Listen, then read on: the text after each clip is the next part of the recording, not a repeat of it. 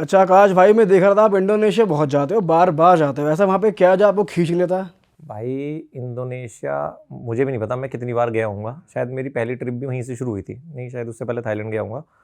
But Indonesia में कुछ ऐसा है कि जैसे हर आदमी का एक गोल होता है कि उसको एंड में ना लाइफ में ऐसी लाइफ चाहिए, एक ड्रीम होती है। मेरी तो है कि मेरे को एक सिंपल चाहिए भाई, खेत हो, आराम से खाट वाट पे लेटे हो, दो चार दोस्त हों, सिंपल हो, है ना। पैसा होना चाहिए अकाउंट में ठीक है। बट वो चीज़ ना मुझे वहाँ दिखती है उस देश में, सिंप्लिसिटी बहुत ज़्यादा, कि कल्चर भी है, धर्म भी है, कर्म भी है। तो वो इसलिए मैं चला जाता हूँ और थोड़ा सही भी लगता है मुझे, पता नहीं, या तो मेरे दिमाग में है, मैं जब भी वहाँ जाता हूँ तो उसके बाद मेरी एक फ्रेश स्टार्ट होती है हमेशा, जब भी गया हूँ। फिर 2022 में, 23 में भी वहाँ गया था, उसके बाद वो पूरा साल जब मैं गया था अच्छा रहा। 2024 में जब गया था, कोबरा के पकौड़े हमने बनाया था, उसके बाद अच्छा रहा। अब भी चाइना से पहले वहीं था मैं, फिर गया तो अच्छा रहा। आपकी लकी जगह हो गई वो कि कुछ अच्छा करना है तो वहां से शुरुआत करो। मान सकते हो, और थोड़ा सा ग्राउंडेड हो जाता हूँ मैं वहाँ जाके, और वो लोग बहुत ग्राउंडेड है यार। भाई आप एक आइलैंड पे गए थे, यहाँ कमोडो ड्रैगन्स थी और आप उनके बीच में खड़े थे भाई, और हमारी तो वीडियो देख के ही फट गई, और हमने शायद कमेंट भी करा था कि भाई यहाँ के बारे में जानना है यार, हमें थोड़ा बताओ भाई वो कौन सा आइलैंड है, और वहाँ डर नहीं लगता भाई, वो तो खा जाती है इंसान को। भाई कोमोडो ड्रैगन्स दुनिया के सबसे खतरनाक प्रेडेटर्स में है, ये तो लोगों को पता है, बट काफ़ी लोगों को एक गलतफहमी है कि जैसे उस वीडियो में बोला कि तो इंडिया में भी हैं। वो लिजार्ड की कैटेगरी है, उसकी काफ़ी सारी स्पीशीज़ हैं, उसमें से सबसे ऊपर सबसे बड़ा सबसे खतरनाक कोमोडो ड्रैगन है। तो वो चिपकली कोमोडो ड्रैगन नहीं होती। तो उसका क्या है कि मेरा इंटरेस्ट था उसमें, मैंने बहुत साल पहले एक डॉक्यूमेंट्री देखी थी BBC वगैरह की, यार ऐसे रहते हैं और लास्ट ड्रैगन्स हैं। तो अगर कहते हैं कि ड्रैगन्स दुनिया में अगर कहीं हैं तो वो कोमोडो ड्रैगन्स हैं, जिसको आप थोड़ा बहुत फील ले सकते हो, क्योंकि हैं भी इतने ही पुराने, बहुत पुराने हैं। अब शायद मुझे एग्जैक्ट डेट याद नहीं है, वीडियो मैंने बताया हज़ारों साल पुराने हैं वो धरती पे। तो अब उसको जाने के लिए ना क्या है कि देखो, आप जब as a content creator video बना रहे होते हो ना, तो आप चीज़ नापते हो कि ये कितना व्यूअरशिप आएगी या जो आएगी। बट मेरा इंटरेस्ट था, तो मुझे पता था कि यार उतना आना नहीं है, बट आपका लगने वाला ज़्यादा है मनी वाइज, मनी वाइज, ठीक है। बट मुझे देखना था और मैं काफ़ी टाइम से प्लान कर रहा था। तो मैं गया इंडोनेशिया। तो पहले मैं जकार्ता गया था, जकार्ता से फिर मैं बाली गया, बाली से हमने एक फ़्लाइट ली लबुआन बाजू के लिए। लबुआन बाजू जाके आपको बोट लेनी पड़ती है। वहाँ पर 2 आइलैंड होते हैं, एक रिंका आइलैंड होता है, एक होता है कोमोडो। कोमोडो में थोड़ा सा टूरिस्टिक होता है, वहाँ पर मतलब एक पूरा ट्रेल है, उस पर वो ले जाएंगे और वहाँ दिखाएंगे। रिंका आइलैंड थोड़ा सा रो है, तो मैंने रिंका आइलैंड चूज़ करा, बिल्कुल ही बीच में ले जाएंगे। वहाँ पर ऐसा ले जाएंगे और वो प्रिजर्व है। हम सोचा था ड्रोन वगैरह उड़ा के और पास से दिखाएंगे, मैं तो सोचा था थोड़ा सा पास से मुझे टच वच करा देना तो कह रहे नहीं भाई ऐसा नहीं करा सकते। तो हम रिंका आइलैंड पहुँचे, वहाँ उस पर जाने के लिए भी आपको जब लबुआन बाजू पहुँचते हो ना, तो आपको एक बोट करनी पड़ती है। अब आपके पास 2 ऑप्शन होते हैं कि या तो आप ग्रुप के साथ चले जाओ जिसमें पूरा गाइड समझाएगा, या आप पर्सनल जाओ। तो पर्सनल का मतलब आप पूरी बोट खुद के लिए लोगे, एक टूरिस्ट गाइड लोगे, एक आपका बोट का कैप्टन रहेगा, तो ये सब लेके आप जाते हो।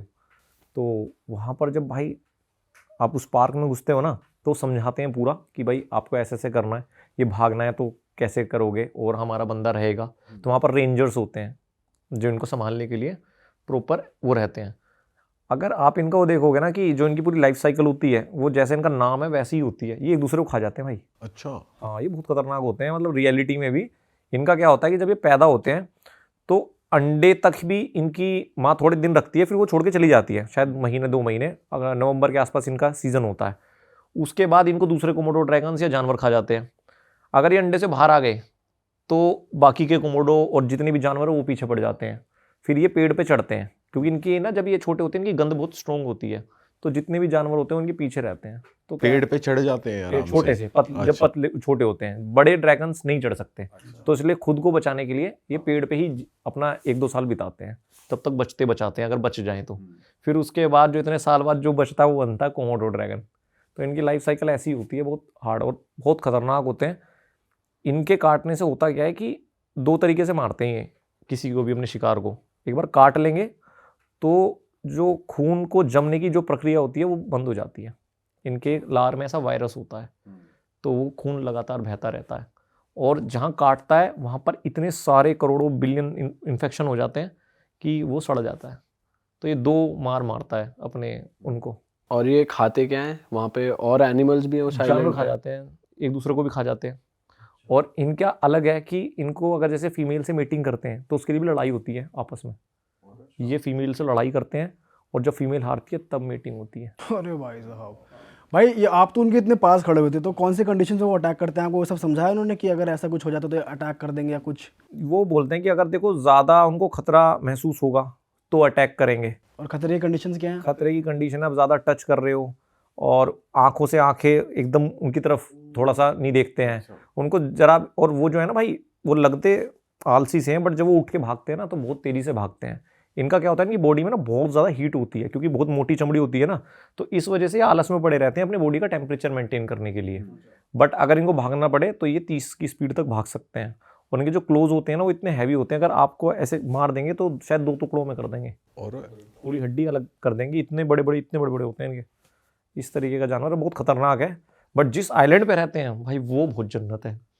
मतलब चीज़ें मैच नहीं होती यहाँ पे ये रहते हैं। अच्छा जी। वो मैं एक उस व्लॉग में देखना, मैं ऊपर गया हूँ तो उसने दिखाया एक व्यू, भाई समुद्र दिख रहा है, एकदम से टापू दिख रहे हैं और वहाँ पर एक हट बनी हुई है और उस हट के नीचे कोमोडो बैठा हुआ है। मैंने कहा यार ये क्या है, आराम से चिल कर रहा है, पड़े रहते हैं पूरे दिन। हाँ, बट जो छोटे वाले होते हैं ना, लोग सोचते हैं कि बड़े से डरना है, डरना छोटे वाले से है क्योंकि उसकी स्पीड और ज़्यादा तेज़ होती है। हाँ, और उसको गर्मी क्योंकि कम लगती है तो वो ज़्यादा अटैक करते हैं। पहले ह्यूमंस पे हुआ है, अब काफ़ी टाइम से रेंजर्स वगैरह रहते हैं तो अब अटैक नहीं हुआ। अच्छा भाई, ऐसे ही आइलैंड पे बोट क्रॉस करते हुए आपका एक लाइफ थ्रेटनिंग एक्सपीरियंस रहा था कुछ इंडोनेशिया में ही, वो भी बताओ यार ऑडियंस को। भाई वो एक ऐसा एक्सपीरियंस है, वो कभी मेरा वीडियो पे नहीं आ पाया। आज भी वो वीडियो मेरे पास पड़ी हुई है कि शायद दोबारा उस आइलैंड में जाऊंगा तो उसको आधा पार्ट करूंगा, है ना। हमने कोशिश की थी बनाए। तो क्या था कि मेरे को 2023 में जब हम बना रहे थे तो हम ये देख रहे थे कि यार हमारा जो कंटेंट है वो किस तरफ जाएगा। देखो मैं प्योरली बताऊं, मैं ट्रैवलर भी हूं बट मैं एक साथ में कंटेंट क्रिएटर भी हूं। मैं तो ये नहीं बोल सकता कि मैं पूरा एक लव वो है। तो मैं सोचता हूं कि यार ऑडियंस जो देखे उसको वैल्यू मिले।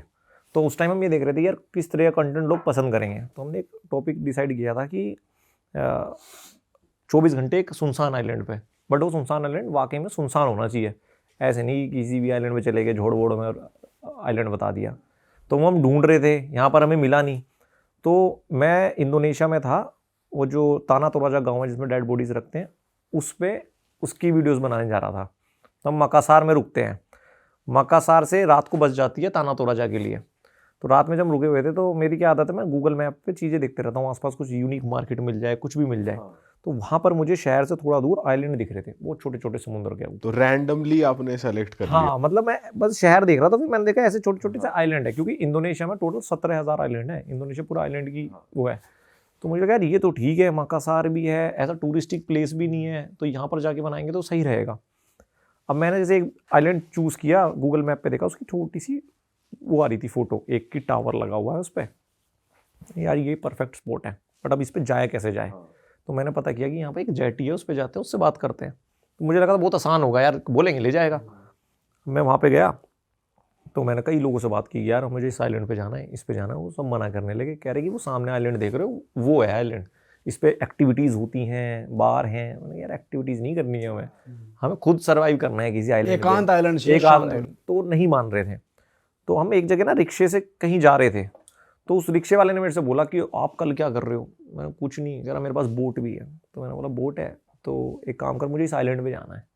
तो वो वाली बात है ना, जो तलाश रहा होता है वो ज़्यादा करेगा, जिसके पेट भरे हुए वो तो नहीं करेगा। तो कह रहा कहाँ जाना है। मैंने उसको बताया ये आइलैंड पे जाना है और हम ऐसी ऐसी वीडियो बनाना चाहते हैं। तो उसने मुझसे बोला कि भाई देखो मैं ले तो जाऊँगा, एक तो तुम्हें पुलिस को नहीं बताना, अगर पुलिस को पता चलेगा तो मैं फंसूंगा क्योंकि यहाँ पर नहीं जा सकते। दूसरी बात कि अगर मैं बोलूँ चलना है तो चलोगे, अगर निकलना है वहाँ से वापस, ज़्यादा चूचा नहीं अपनी, ज़्यादा ये नहीं कि कभी तुम वहाँ जाके फंसा दो और मतलब फंस गए हमें, तो मेरे लिए दिक्कत हो जाएगी। तो मैंने बोला ठीक है यार, कंडीशन देख लेते हैं, जाके बनाना तो शुरू करते हैं, सुबह निकलते हैं। सुबह तो हमारा प्लान था कि 7-8 बजे तक निकल जाएंगे हम निकल गए। और वाकई में भाई वो मैप पे दिख रहा था, बट मैप से ऐसा लग रहा था कि पास है बट वो बहुत दूर था। और बोट थी वो मच्छी बोट नहीं होती, बहुत पतली सी एकदम से, ज़्यादा उसके लिए बनी नहीं थी। ठीक है भाई, हम पहुंच गए। जाने में हमें कोई दिक्कत नहीं हुई, 1-1.5 घंटा था, 1.5 घंटा तो आप समझ सकते हो। और वो बहुत 2 इंजन वाली बोट नहीं होती, स्पीड बोट जो होती है, मच्छी बोट तो बहुत तेज़ भागती हैं, तो काफ़ी अच्छा खासा दूर था वो। पर जाते हुए तो हमें मज़ा आ रहा था, एकदम समुद्र बढ़िया, island View दिख रहे वगैरह हैं, यार, बढ़िया। मस्त चूज़ किया हमने एकदम स्पॉट। हम उस आइलैंड पे पहुंचते तो वहाँ पर एक टावर थी, तो टावर उन्होंने कभी वॉच के लिए बनाई थी, बट उन्होंने कोशिश की थी यहाँ पर एक फैमिली को भी रख दें, बट दिक्कत वहाँ पे ये हुई कि जब तूफान वगैरह आता है, पानी बढ़ता है, तो वो आइलैंड ढक जाता है, ओ तो इसलिए वहाँ पर सेटलमेंट पॉसिबल नहीं हो पाई, क्योंकि ज़्यादा ऊपर नहीं है वो समुंदर से। ठीक है भाई, हमने सोचा समझा, और हमारे पास ज़्यादा परफेक्ट स्क्रिप्ट भी नहीं थी, क्योंकि हमें पता नहीं था ये आइलैंड हमें यहाँ मिल जाएगा, बस हमें तो ये था कि रो बिताते हैं, तो हम कुछ थोड़ा बहुत सामान लेके थे वहाँ पे कि ये सामान होगा, इससे खाएंगे, सर्वाइव करेंगे, और थोड़ा बहुत हट वगैरह बनाएंगे, ऐसा कुछ प्लानिंग था। तो हम पूरा दिन शूट कर रहे थे, तकरीबन 9-10 बजे पहुँचे होंगे हम, और ये होगी 4-5 बजे की बात। एक मछुआरा आया वहाँ पर, उसने अपनी बोट लगा दी, तो हमने कहा यार ये तो मतलब हम शूट कर रहे थे कि हम अकेले हैं, ये भी आ गया। वो आया था क्योंकि समुद्र काफ़ी हलचल हो रही थी, तो वो मच्छी पकड़ने आया होगा, तो उसने वहाँ पे बोट लगा ली अपनी। अब इतने में आधा घंटा और हुआ होगा, हमारा जो बोट वाला था वो भाई भाग के आया मेरी तरफ और कहता कि निकलो चलो। मैंने बोला यार अभी तुम वीडियो बना रहे हैं, तो उसने वही बोला कि मैंने तुमसे बोला था जब बोलूँगा चलना है तो चलना पड़ेगा, क्योंकि अब तूफान आ रहा है और हमारा बहुत दूर है, हम फंस जाएंगे, और अगर हमें यहाँ से निकालना पड़ा किसी को तो मेरी खबर चली जाएगी कि मैं यहाँ पे टूरिस्टों को लेके आया हूँ। अब हमने भी समझा, हम चल दिए। तो जब मैं जा रहा था तो जो मछुआरा आया था ना, उसने आके मुझे पकड़ लिया बाजू से और अपनी भाषा में कुछ बोल रहा था, इंडोनेशियन में ये वो। तो उसके इशारों से समझ में आ गया, वो बोल रहा था कि भाई अभी तूफान आ रखा है, अभी मत जा तू। तो अब मैं अपने कैप्टन की तरफ देखूं, हम उसे कैप्टन बोल रहे थे, जो हमारा वो था मछुआरा, तो कैप्टन तो कहता नहीं नहीं छोड़ो, तो अपनी भाषा में उसको बोलने लगा। हम जा रहे थे तो बुढ़े से थे वो अंकल जो थे मछुआरे, वो अपनी भाषा में बोले ही बोले जा रहा था भाई, पीछे से जैसे बोलते हैं ये मत जाओ ऐसे करके। अब मैंने उसको बोला कि भाई देख ले क्या करना है, कह रहा नहीं नहीं तुम चलो। भाई हम बोट पे चढ़ने वाले थे, बोट चढ़ने से पहले ना उसके जो वो होता है जो रस्सी सी बांध के रखता है वो छूट गई। अब वो तैर के भाग के उसने तो बोट कंट्रोल कर ली, क्योंकि तो मछुआरे हो तो उनको तो समुद्र कुछ लगता ही नहीं भाई, और हमसे कह रहा कूदो कूदो कूदो। और हमारे पास भाई कैमरे भी, फ़ोन भी, और मतलब हम उस मेंटली उसके लिए प्रिपेयर नहीं थे कि समुद्र में कूदना पड़ेगा और लहरें ऐसी। समहाउ हम चढ़ गए। और दिक्कत ये हुई थी, इस ट्रिप पे जाने से पहले मेरा एक दिन पहले हाथ टूटा था, ये वाली उंगली टूट के अंदर घुस गई थी, इसका नकल बॉक्सिंग क्लास में। और या तो मेरे पास दो ही ऑप्शन थे, या तो मैं ट्रिप छोड़ दूँ, तो मैंने कहा प्लास्टर वास्टर लगाओ चलते हैं भाई। तो आज शायद लोगों को पता भी नहीं होगा, हज़ारों लाखों मैसेज इसी बात कहते हैं कि भाई तेरा हाथ क्या हुआ, किसने पीट दिया, कभी इंडोनेशिया में तो नहीं पीटा। तो ये था कि भाई मेरी बॉक्सिंग क्लास में हाथ टूटा था, और एक दिन पहले था, फ्लाइट वगैरह हो गई थी, और वो था कि सनक हमने कर ली थी कि कंटेंट बनाना है या ऐसे ट्रैवल करना है, तो वो ड्रॉप नहीं किया मैंने, चलते हैं। तो अब दिक्कत ये है कि ऐसी सिनेरियो में तो आपको दोनों हाथों की जरूरत पड़ेगी। कि भाई बोट पड़ेगी भाई, जब इतनी लहरें आ रही हैं, तूफान आ रहा है। और 2 दिन पहले टूटा है, तो इतना भी नहीं कि प्लास्टर को भी टाइम हो गया है। तो मैंने कहा भाई ठीक है देखते हैं। मैं आगे बैठा था, मेरे साथ में एक दोस्त बैठी थी, हम दोनों बैठे हैं। हमने भाई वो जिस पे ऐसा ना फट्टे से लगे होते हैं, 2 बंदे थे हम जो शूट कर रहे थे, और एक वो अपना कैप्टन साहब। तो कैप्टन साहब तो इंजन के ऊपर बैठ गए भाई, इंजन दबा रहे हैं।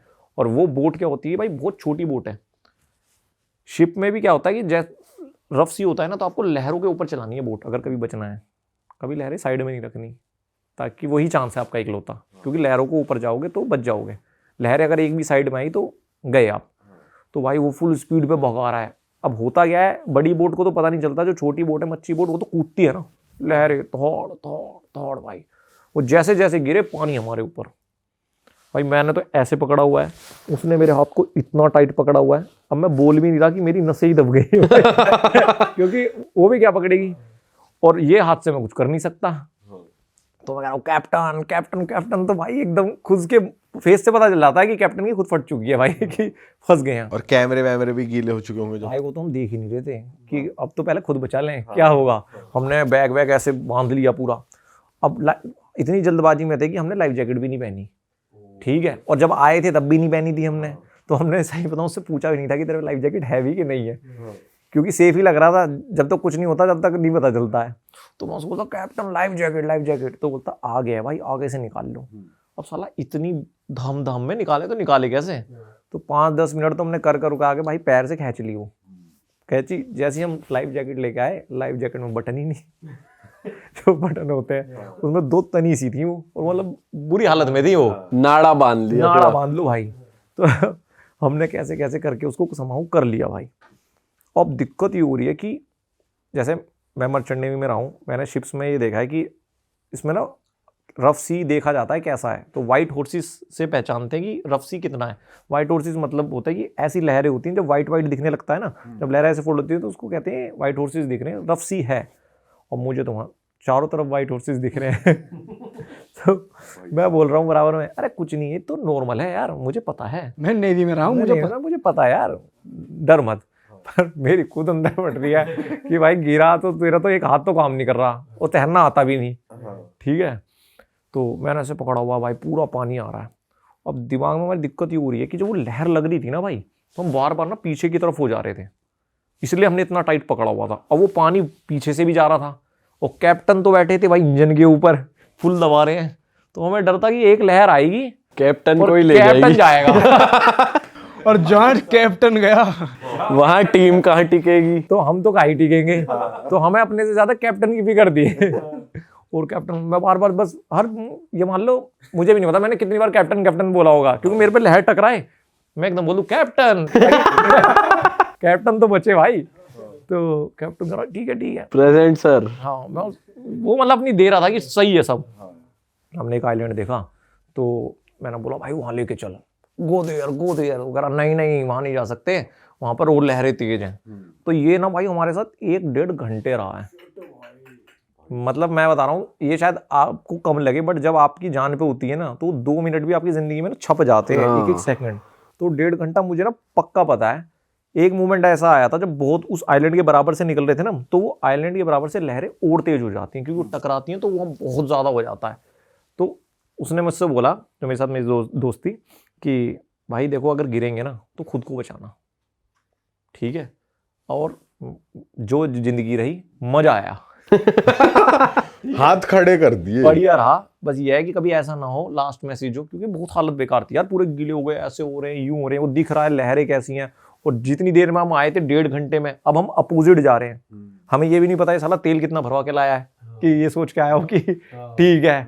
तो मैंने कहा अरे तू पागल है क्या, ये तो नॉर्मल है अंदर से मेरी भी हो रही है कि यार क्या है कि पॉजिटिविटी तो बना के रखो। सही बात है। जब हम पहुंचे जेटी पे, मैंने कैप्टन पकड़ लिया भाई, कैप्टन भी गीला, मैं भी पूरा गीला हो रहा हूँ। मैंने कैप्टन को कुछ पैसे दिए, मैं कैप्टन थैंक यू भाई, क्योंकि देखो बचा के लाया था, एक्सपीरियंस ना होता ना तो गए थे हम। और भाई फिर हमने कॉफ़ी वॉफ़ी पी, फिर मैंने बोला उसको, तुझे पता है बहुत रफ सी था अपनी दोस्त को बता दूँ, वाइट हॉर्सेस आ रखे थे यार। तो जो मैंने कहा यार क्या अब बता, गिरना था तो गिरना ही था, उसमें तो कुछ कर नहीं सकते थे। चलो आ गए, अब कल चलते हैं ताना तोड़ा या अरे यार भाई ये तो क्रेजी हो गया यार। थोड़ा क्रेजी तो यार, मजा भी इसमें आता है, ये कहानी बन जाती है। अब उस दिन ना होता तो क्या कहानी होती, कल को ये बाल सालों साल की यादगार रह गई आपकी। अब मैं कह रहा हूँ कल को बच्चों को ये तो कह देंगे बेटे बाल ऐसी नहीं सफेद की हाँ सही बात है। एक कैप्टन था, मेरी दोस्त भी थी बेटा, कहानी थी बहुत तगड़ी।